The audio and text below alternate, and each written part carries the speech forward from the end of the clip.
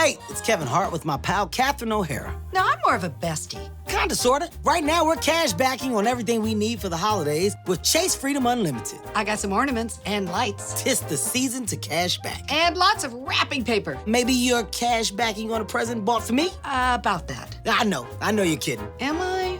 How do you cash back? Learn more at chasefreedom.com. Chase, make more of what's yours. Restrictions and limitations apply. Cards are issued by JPMorgan Chase Bank and a member FDIC. Hey, what's going on, y'all? Welcome to a new episode of the Late Night Lake Show podcast, powered by 19 Media Group. Before we get into today's episode, we just wanted to remind you guys that Late Night Lake Show is always sponsored by Prize Picks. Download the Prize Picks app and sign up using promo code LNLS for an instant match deposit up to $100. Go ahead and get your parlays in, win you some money this holiday season. A lot of Christmas basketball games coming up.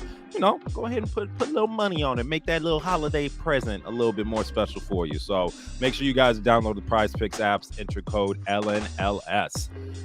All right, it's Kwame, it's Ricky. We come to you guys on December 19th, year of our Lord 2022. The Los Angeles Lakers just finished defeating the Washington Wizards last night in what was a very close basketball game. LeBron James led the way, took care of business against a very weak Wizards team. But that's not the main news, guys. The Lakers have a game tonight. By the time you guys are hearing this, against the Phoenix Suns, that will be without, as was last night's game, Anthony Marshawn Davis Jr., who got injured in the Lakers win over the Denver Nuggets over the weekend. Kind of puts a full brakes on the train, right? Any conversations about the Lakers seriously making a run or seriously making any big moves or smaller moves to improve this roster to make a playoff push kind of is resting on the shoulders of the prognosis today of Anthony Davis's foot. Shams and Adrian Wojnarowski came out and said yesterday that Anthony Davis is going to miss anywhere from a month to a non-disclosed amount of time. The Lakers today are expected to announce the official injury diagnosis and timetable, if they feel like giving one, for Anthony Davis's return. But to put it simply, folks, it's not good. The Lakers are in trouble. They're 13-16, 3 games under 500, a game and a half out of a play-in spot. And honestly, Kwame and I were talking about this earlier. They go on a 4-game winning streak. They are entrenched in a playoff spot. But we got to start today's show with really just kind of admitting and acknowledging that this is another unfortunate season in which Anthony Davis is going to miss a good chunk of time due to injury. Kwame, when you saw AD got hurt in that Nuggets game, which we weren't really sure to what extent, what was your reaction then? And then when it started to come out that he was going to miss the rest of the game and now we don't know a timetable for his return, what was your reaction to that, man? I mean, out the gate, I really didn't have a reaction at all watching the game in real time because it was a non-contact injury. Like, nothing seemed to really happen. Just looked like he may have stepped wrong after a layup, but it didn't really look like anything crazy. Then when he went out the game, I figured, hey, maybe they're just going to check on something, whatever it may be. How bad could it possibly be, right? Like, I didn't think the injury looked like it could have been anything this severe. Then when I hear he wasn't going to come back in the game, then I start to get a little worried, like, oh, he's out the rest of the game from what looked like nothing. Then, we get the report yesterday that they're looking for him to miss about a month's time with the foot injury. But then, we saw reports a little bit later said they're still evaluating options, which then tells me that surgery may be on the table that could prolong the recovery, which isn't good for any of this. So it seems like he's trying to get a second opinion or two and try and see what the easiest way is. Can he just kind of fight through the pain? Does he just do a little bit of rehab, a little bit of injury recovery work, and then be good enough to kind of close the season and maybe look at surgery for the off season, whatever it may be?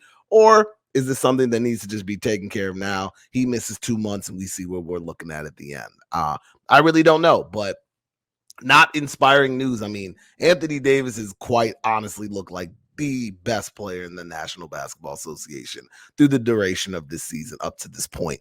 How this Laker team is going to be able to supplement, 27 points, 12 rebounds on 60% shooting from the field. How you supplement that with one person? You can't. can't. It's impossible.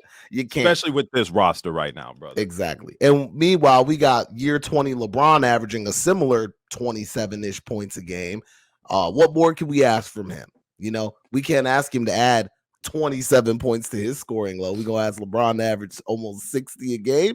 It's not going to happen. So, especially in year 20. I don't think in any year he's going to average 60. So, it looks like we're going to need some help here, man. It's either people are going to have to step up. Thomas Bryant did a great job stepping up in the Nuggets 100%. game. Did a great job playing last night after really struggling to kind of get out the gate. But I think we're going to see the glaring weakness of this team now is that we are short. We've been saying this the whole season. We are a short basketball team. We got a bunch of little ass guards. We don't have a ton of bigs. One of our bigs, every time he catches the ball in the lane, looks like a deer in headlights. I don't really got nothing bad to say about TB. He's come in and done his role and done what he's needed to, but we're thin there. We can't keep running LeBron at the 5 in year 20 against real centers. You know, that's not going to work. So, I don't know. Lakers got a tough decision, but Anthony Davis not being here is a huge problem. And we were struggling to stay even in, a relatively competitive position. I know, we're 3 games under 500, but, like you said, looking at the standings, a couple games changes the whole thing. Come on now. We were struggling with AD. Now we got to do it without him. Fortunately, it looks like we have a favorable schedule in our path. So maybe we can, keep the ship afloat. But I'm not feeling great about this, man. Anthony Davis has been our number 1 guy, and it's going to be really, really hard to supplement without him. So I'm a little nervous, not going to lie. I'm a little nervous. The Lakers could play 500 basketball, let's just say, over the next course of a month and still find themselves 3 games under 500, right? That's the issue when you dig yourself into a hole, and such a big hole to start the year. It took these Herculean efforts out of Anthony Davis through carrying the team on his shoulders. Mind you, LeBron missed a little bit of time already this season. AD was powering the team through, which is just a damn near averaging 35 a game over his last 15 or so games, right? And it's just kind of sobering on, we as fans like to drink the Kool-Aid and think that everything's going to be okay and it's going to work itself out and look at our superstars being superstars. But all the while, the tread on those tires on AD, the Lakers were flooring it, right? To start the season, just to get back into relevancy where it's not, wow, is this team going to tank this year or not? But that's what happens. AD has always been a player that is going to go through nicks and bruises throughout the year. Even to start this year, AD had some issues, whether it was his back or whatever was going on, but he powered through it and he dominated through it.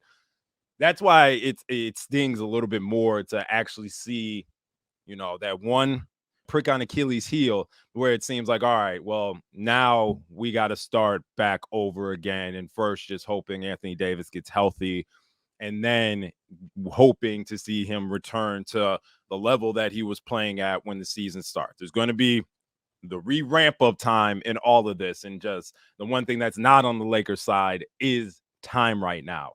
Kwame, you brought up LeBron James. He, is LeBron James, year 20 LeBron, 38 years old LeBron.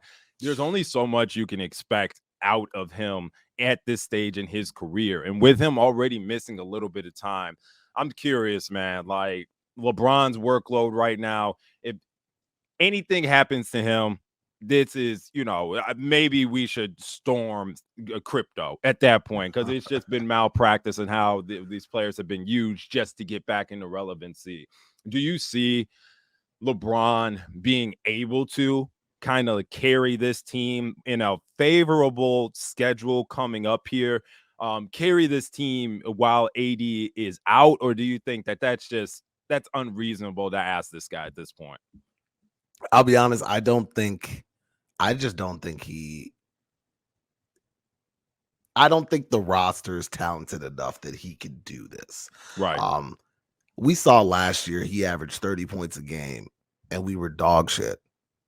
You know what I'm saying? What more can we ask for? I mean, sure, you could be like, give me assists, give me rebounds, but that assist will require people to make the shots after he passes it to them. Very important. I think there's a little bit that makes it tough. Fortunately, I think LeBron can help with this team because this team can run a little bit better than last year's team. Well, let me Yeah. not say a little bit, a lot. They're much better at getting up and down the floor, which I think plays into a more favorable style, even for our players. Lonnie likes to get up and down the floor. Reeves can get up and down the floor. Russ, of course. Even some of the bigs like to run the floor. We're still waiting on Wenyen to get back. I'm hard pressed to say he can't, but I think it's going to be difficult again. Like I said, him and AD have been putting Herculean efforts together and still getting in dog fights at the end of games because we come out of halftime lethargic. We have some late game blunders, this, that, the third. I mean, we had a game, against the Celtics where our, big two plus Russ put up 90 of 118 points. Hey, that's a lot to have to supplement for one dude. So it's going to be difficult, man. AD is one of those guys you just can't replace his production. You could have helped curb it with the trade done earlier, but I think we'll get into that in a little bit. But it's tough to have to deal with what we have to deal with now. And asking LeBron to do this at this age is tough. And can Russ even do it? I mean, Russ was probably a beneficiary of Anthony Davis being there. All the lobs he was catching, his ability to finish in the lane probably made Russ look better than Russ has truly been. But that's just the anomaly that Anthony Davis has been up to this point in the season. So this is a huge, huge blow. It's going to be tough, but I'll never count anything fully out with LeBron James on the roster, but this is a task that he's going to be asked to do from a terrible position. Had we been a couple games above 500 to kind of serve as a buffer, I think he could keep the ship afloat. But like you said, we can go 500 through our next, 10 games, and we're still sitting at 3 games under 500 in totality. So we can't really afford to break even anymore. We got to start being positive, and being positive without our number one guy is going to be tough. We're going to get into the front office and ownership right now. The Lakers and Lakers fans since the offseason have been very skeptical of the front office and the ownership group's intentions on how they're approaching this season. There was talks that, the front office may not still believe in this era of LeBron James and Anthony Davis, Lakers-led basketball, and that they're ready to ride this ship out and move on to the next chapter. They are unwilling to attach those 2 first-round picks unless it brings back a bona fide game changer in your on your roster, when the Lakers already have 2 bona fide game changers on the roster, and asking for a third is kind of being selfish and ignorant to the fact of how successful NBA teams are being constructed this season. It's almost like and I don't want to say that they were hoping for something like this where AD goes down, but it almost feels like they definitely were anticipating it, where either one of their 2 stars were going to miss some significant amount of time, and it would put the team in a position where if they were to mortgage their future, it would seem as all for naught, because if AD or LeBron are out, your chances of really being successful kind of disappear for the most part, right? Especially when you were in this big of a hole. Kwame, this front office, we're going to get the official report later today, but do you think that the Lakers front office and ownership group is now in a place of, hey, not to say we told you so, but this is the reason why we haven't made any trades yet? And do you think that they're going to continue down this path of, well, hey, we're not going to mortgage our future for injured players that aren't going to get us a championship anyway? Honestly, you might be right there. I think maybe that was the ownership's mindset this entire time, is that, look, we don't have the most durable superstar, so are we really going to mortgage our entire future on guys that, if they're not there, we don't stand a chance regardless?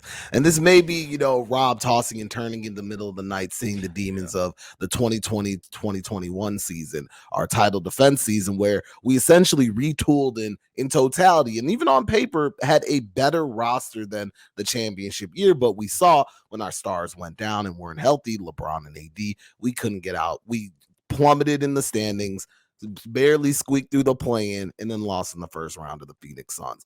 Maybe Rob and Genie are looking like, hey, maybe it doesn't matter who we surround these guys with. If they're not healthy, we don't stand a chance. and Anthony Davis struggling at the beginning of the season, LeBron missing time in the beginning of the season, now this foot injury for Anthony Davis. Maybe they were always in this mindset that like, hey, it's gonna happen. It's just a matter of time.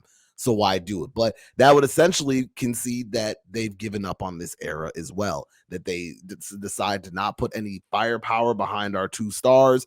Well, and Russ, and just leave the chips where they may fall and just kind of chalk it up and say, hey, at least we got one. Many teams don't get one. And maybe that's their mindset. They're looking around the league and there's a handful of teams that have never even seen a championship trophy. We got a case full of them. Maybe we're okay.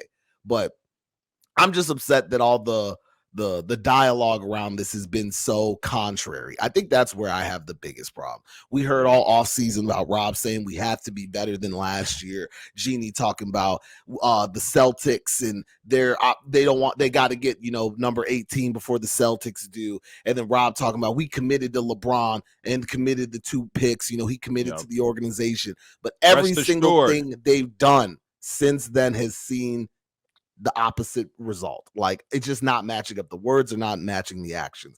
And that's where I feel like this feels like a worse situation than it could have been. Had the front office just been very ho-hum, not really said much, okay, then I think I could be a little more okay with the current situation. But to hear all the nonsense about they are committed to upgrading this roster, making picks, and all the media leaks that they've done, all to just continually see nothing. They just keep moving the goalposts back every time. At what point are they just going to pull the trigger and make a move, or just say this is what it is, and that's what it is? But the games keep going back and forth. Now we even got media members asking LeBron, so what's the front office up to? And then LeBron's like, I don't know, ask Rob. Like his Kawhi thing, I don't know, ask Kawhi. I don't know, ask Rob. Ask Rob those questions. But Rob apparently hasn't been made media available since media day. So he's ducking and hiding in his bat cave, scheming a bunch of nothing, or he's at Disneyland, whatever he's doing. But this doesn't sit right with me. And again, it's just that the ownership keeps telling us one thing and doing another. That's probably the bigger offense here. Not that they're not doing anything. I would be okay if they're not doing anything if they didn't say they would. But they kept saying they would, and they're not. Now we're in a position where they literally have to choose either survive, make a trade and try and hang on, or fold the season and cook year 20 and cook this amazing season Anthony Davis has put together. But I don't see many options outside of that at this point. I think we're kind of at, the fork in the road. Punting a season in which LeBron, and they're not mutually tied events, but it just would be great that the game meant something, the game that LeBron breaks the all-time scoring record. If the team is 11 games under 500 at that point, how the fan base is, man. It's going to be met with, celebration and scrutiny all at the same time, right? Chasing Kareem is what the narrative is going to be towards when LeBron, when he's on the court this season, has still given his best effort in trying to push this team together. Obviously, we're seeing more rusty LeBron games than we're used to, but at the same time, he'll turn around the next game and give you a vintage LeBron James performance. So, I think just the atmosphere, the temperature in the room right now, it's not good, man, and it has the potential of continuing to get sour to the point where, it could be a toxic relationship in that locker room and in the front office and the relationship that the fans have with the franchise. No one right now is confident that the front office is going to do anything to improve this roster. And hell, I would say 75% of those people felt that even before Anthony Davis went down for injury. Mm-hmm. Now we're sitting here today, while 3 games under 500, a game and a half out of a play-in seed, 4 games out of being a top 6 seed in the West. We're sitting here wondering, is the front office going to do anything? We have options. We've been talking in the last 3 shows about options, right? To take the Lakers from a dominant Anthony Davis, a very strong performing and dominant LeBron James. Hell, folks were even asking, hey, maybe we should hang on to Russ because he's been that good off the bench. Let's find other pieces because we're not that far away. Brother, let me just simply ask you this question. Do you see any deal large, small, or in between, that you think makes enough sense that this front office is going to go out and heavily explore now that Anthony Davis has gone down for injury and we don't even know the extent of time? At this point, I think the only trade that would make sense would be the Indiana trade, revisiting that. I know people have felt like that price hasn't rang true, especially with the improved performance of Russ and the plummeting of the Pacers out of the gate. So I know people's mindsets may have shifted a little bit, but how valuable would a Miles Turner be in a situation like this? Yeah. It probably just would have even alleviated some of the tax and toll put on AD's body through this run First of all, had Miles Turner been able to absorb those hits from Joel Embiid, from Jokic, from these other big centers. If he was playing those minutes, we saw AD at the 4 gives us the best chance to win, but also, or sorry, AD at the 5 gives us the best chance to win, but AD at the 4 gives us the best chance for a longevity of AD's performances. We get a bit of that. So a Miles Turner would have been great because in the situation where Anthony Davis does go down for time, you're not left in the middle with no one to protect it outside of LeBron James. You know what I'm saying? We don't have to run LeBron into 5 lineups so there's a Miles Turner. You still have Thomas Bryant. You probably can then send Damian Jones back to his couch, whatever it may need to who happen. had a decent game yesterday. He was did. doing his thing, man. I don't want to, don't want to shit on him completely, but again, he can't supplement what Anthony Davis was giving us. And not to say even Miles Turner can, because he cannot. Anthony Davis is one of a kind. Yep. Miles Turner can't do that. But damn, we sure wouldn't have lost much of our defense with Miles Turner still there. We still could stretch the floor a little bit. We could still have a 6'11" big out there that is defensively good, could score on the offensive end. That would have been nice. We could have still had a shooter and Buddy. Like, these things would have been nice to have to curb some of these injuries because we were so top heavy. We put so much on our stars. When our stars go down, we're left with you, me, and Omar to suit up. You know what I'm saying? Like, that's not great. So this is the part where I think the Lakers front office is really going to have to look deep, because I don't know what we're doing in terms of like analytics and lineups and whatnot, but the small guards, we got to stop playing as many of those. But now we're down a big. Does that just make room for more small ball lineups? We're going to go 4 guards now. Like, this is where I get concerned and where I wish we would have had a little more size, especially as a big man. Now, with Anthony Davis around, I didn't think the Indiana trade was as necessary because I felt we didn't need a big because AD was kind of doing his thing. Maybe a trade with the New York Knicks, for example, made some sense. I know you're more than tired of hearing the Cam Reddish name, but, Evan Fournier and Cam Reddish have kind of fallen to the oblivion of Tom Thibodeau's rotations. Maybe that was a simple squeak we could have pulled out and gotten 2 wing players. But now we need a big, probably more than anything. So I kind of lean back to the Indiana trade. But you can't, there's nobody in the league that's going to come in and give us what Anthony Davis gave us on a night-to-night basis. But maybe we don't need that to stay afloat. But we definitely got to do something, and we can't go negative in this stretch while he's gone, because then the path to redemption just becomes that much harder on a dude coming off injury and a month's worth of rust. So, I don't feel great about it, but what do you think? You think there's something out there that could salvage us, save us, or even keep our heads above water? Yeah, I mean, and I'll have to give an update since I was so, emphatic about the Bulls not blowing it up last episode. Apparently, we're starting to hear more and more rumblings about the Bulls being asked to the point where AK, their GM, needs to make some decisions, right? That team that could save a lot of money and get a lot of draft picks out of Zach LaVine and DeMar DeRozan. As while Zach LaVine is the younger player right now, making less money, I think the Knicks are going to go stupid for him in a trade. I think, they missed out on Donovan Mitchell. I don't think they'll miss out on the next younger not rising, Zach's pretty established, but younger star player where they could just mortgage their future for. So I think DeMar DeRozan and Nikola Vucevic would be interesting just from the standpoint of offensive firepower. I think DeMar is still that mid-range guy. While he is not an amazing or even great 3-point shooter, Lakers just need more players that know how to put the ball in the basket, and that is something DeMar definitely does. And Vucevic is an extremely skilled 5 offensively. right? Don't Yes. expect much on defense, but For sure. offensively, he could stretch it out, hit the three inside a very polished post game. I think offensively, Vucevic could give you 63% of what Anthony Davis provides. It's just that other, 37% is what makes AD on the offense side of the ball. And we won't even talk comparing on defense. But I think just from that standpoint, yes, you would be trading Russ. Yes, you would be trading 2 first-round picks. To me, I think optics means a lot as well. Doing a trade like that also kind of not reaffirms, but assures LeBron to some extent, like, hey, man, I know we was talking about preserving them picks, but we're here to make sure that this era is not just washed outside of 2020 with the Lakers. We want to make sure that we keep putting bullets and missiles and grenades at your disposal so that when it's time for when these games matter, you have resources to be successful. Our biggest nuke, Anthony Davis, right, is out again.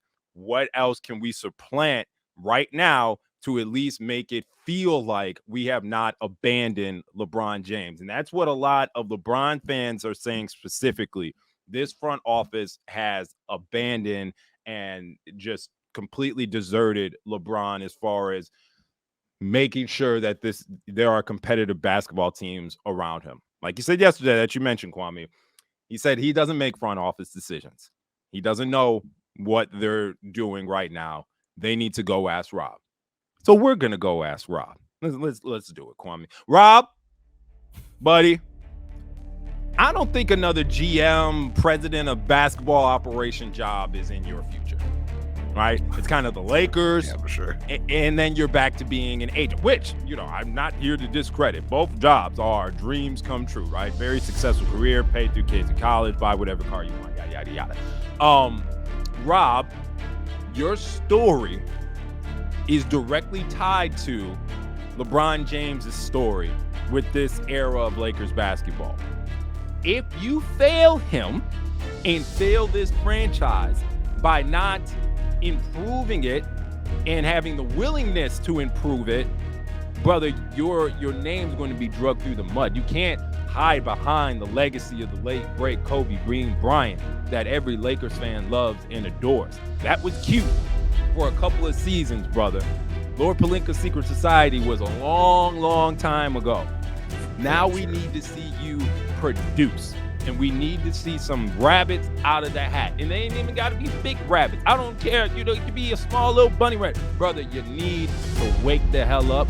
Get out of that bedroom that you're in right now. Go outside. Look at that beautiful view that you have in California. Realize that view is very temporary if the job is not done.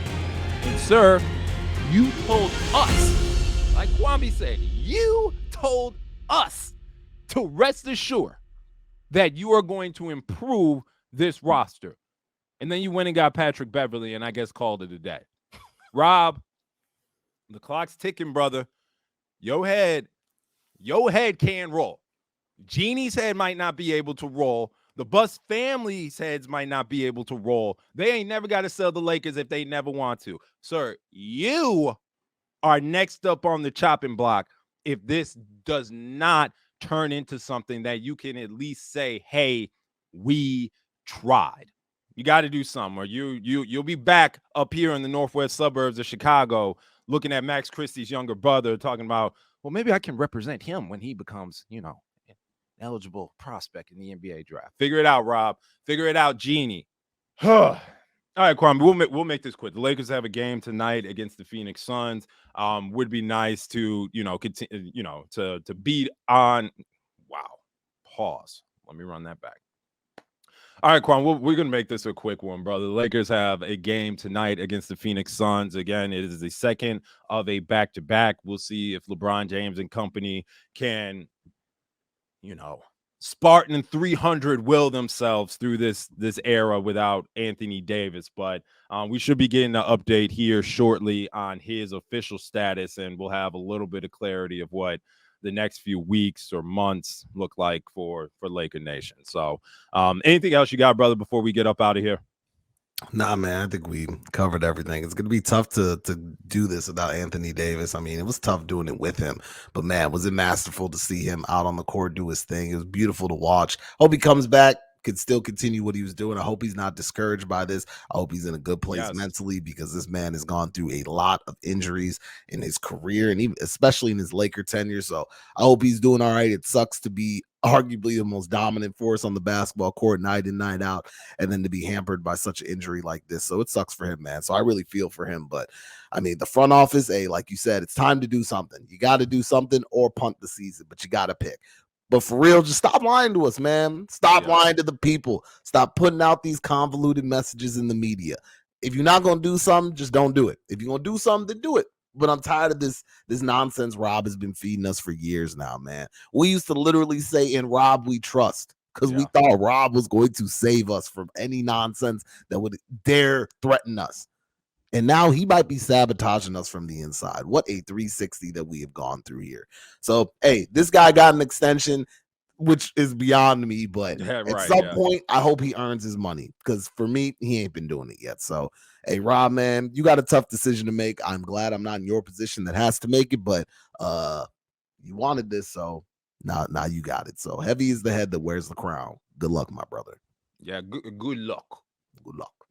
Real quick, Kwame mentioned it a few times earlier. We just want to acknowledge and give Thomas Bryant his flowers. Man's been playing out of his mind the last couple of days. That 3-point shot is starting to come back a little bit, TB. That's what I'm talking about, brother. That's what I'm talking about. And Max Christie's starting to get his sea legs officially up under him. And we're going to need you, Max. You're probably one of the tallest dudes out there. You include your wingspan. We need to continue to be aggressive on the boards, knock down them open threes, bro, and just, inflict that energy. Fuck, Kwame, you remember Austin Reeves? Austin Reeves is hurt. Yeah. I mean, he came back and played, but he left. He left again. They sat him out, didn't they? Yeah, he kind of floored his ankle. So hopefully, Austin, you all right. Come back quickly. Let's tie up that ankle, because if Austin Reeves is now out, brother, we might need to check the nearest bridge for Lakers fans. So yeah, man. Shout out to all the young guys, man. Like you said, TB, Austin Reeves, Lonnie Walker, Max Christie, Wenyan when he played. All those guys have come in and actually done a great job. Unfortunately, trying your hardest doesn't always win in the league, but those have been a couple bright spots in the otherwise relatively dark season. So shout out to the young guys, man. Shout out to the scouting department, the one department that seems to be doing their thing for the Lakers. So yeah, good on the young guys, man. I hope they can continue their development and growth. They ain't got no choice. You got to play. You're going to be out there, brother. So, again, 2 times, good luck. All right, that'll do it for us on this episode of the Late Night Lake Show podcast. Make sure you're following the Late Night Lake Show podcast wherever you get your premium Lakers content. Subscribe to the show on YouTube. Follow us on the pods. Follow us on Twitter. Follow us on TikTok and IG. You know the drill by now. For Kwame and Ricky, Late Night Lake Show, we out.